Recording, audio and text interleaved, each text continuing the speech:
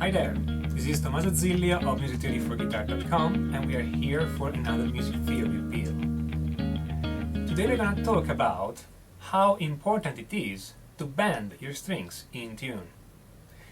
And just because I don't want you guys to wait halfway through the video to realize that, it is really important.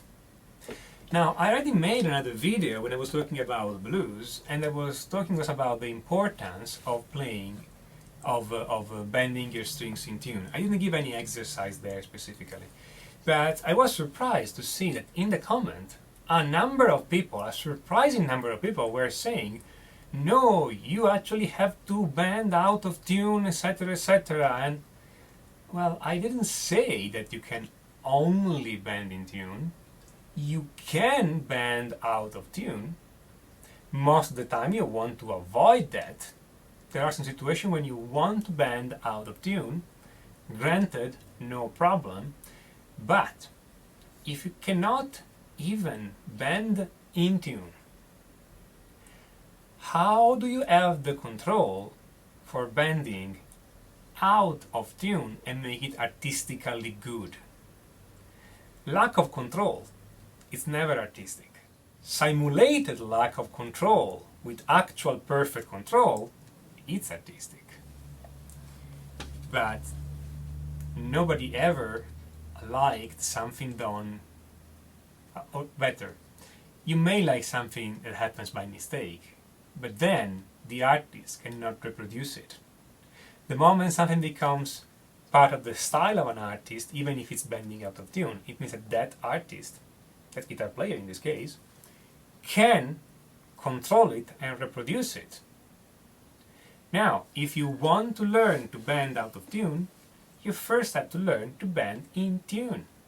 So, I'm saying it immediately, I'm not saying you should only bend in tune, I say you should learn to bend in tune. And once you can do it reliably, you'll have the full confidence of being able to bend out of tune exactly how much you like.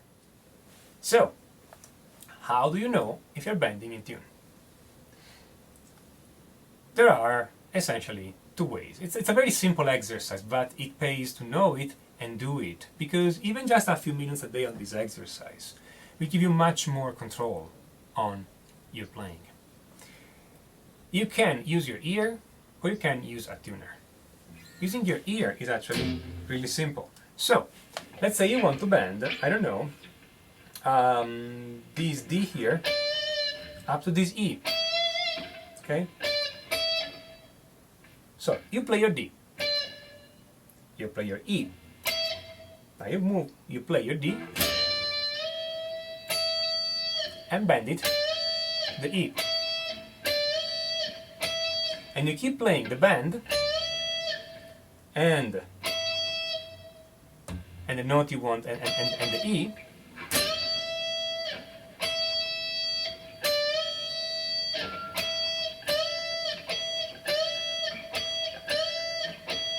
Back and forth, so you can hear if you're doing a good job or not. So, if I'm consistently flat, that's what's gonna happen. See? Flat. If I'm sharp,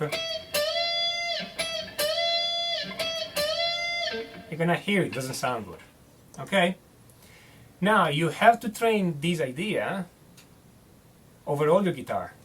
So, on different strings, different frets. And you also want to train it for bends of a whole tone, like you're doing right now, so 2 frets between the starting note and the target note, but also bends of half step. So let's say this B to this C.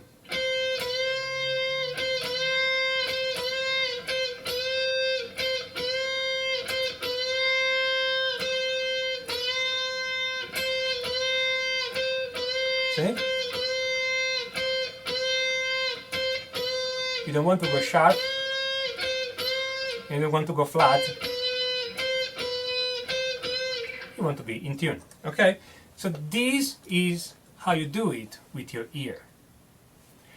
If you are a beginner, you may not trust your ear enough, or even if you are intermediate or advanced, you may not trust your ear enough to give you a precise reading.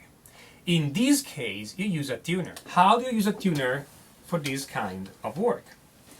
You do the exact same exercise. So let's say you play your D. You see that thank you to the wonderful floating bridge technology, I'm actually flat right now. I'm 10 cents flat reading there.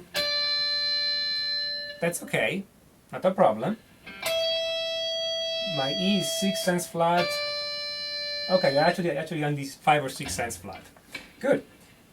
I know that, so I'm taking it into account. When I bend to my E, I want to get that 5 or 6 cents flat. There, it's there.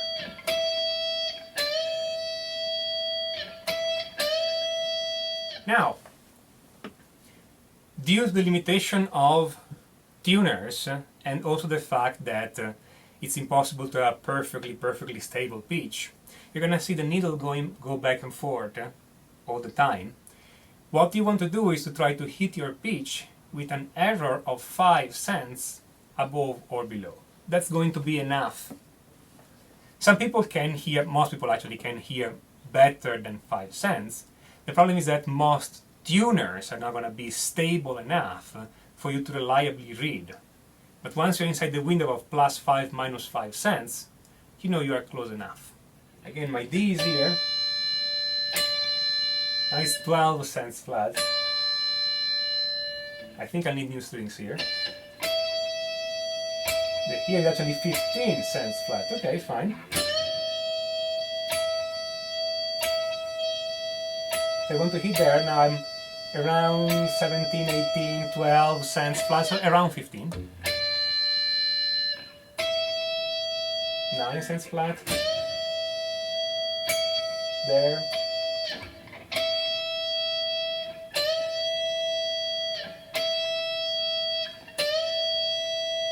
As long as I'm close again to the pitch I want, ±5 cents, I know I'm doing a good enough job. It's a good exercise. And again, you do this, of course, for all the other notes. So again, if you want to do this C, it reads 11 cents flat. B2, okay. Of course, you want to use all your fingers, all the frets. You want to do the same, I don't know, here.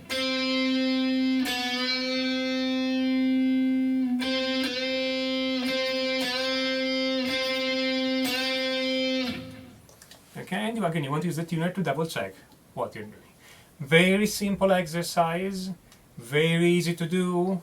You just need to invest a few minutes of this every day, and then you see that your control of the strings will increase immediately. It's not as hard as it seems. In fact, if you know how to do it already, you know it's not hard. And if you've never done it, again, this is not hard at all. The first few days may be a bit weird, and you may feel you're not really controlling your guitar, because it's true, you're not really controlling your guitar, but in a few days, your hands are gonna understand how much they have to pull or push, in general, bend, to get the right pitch. Because the moment you are able to bend in pitch reliably, you just sound better. Then after that, once you can bend in pitch reliably, if your ear tells you that you want to hear it sharp or flat, then play it sharp or flat. Again, this happens sometimes, especially, say, in blues.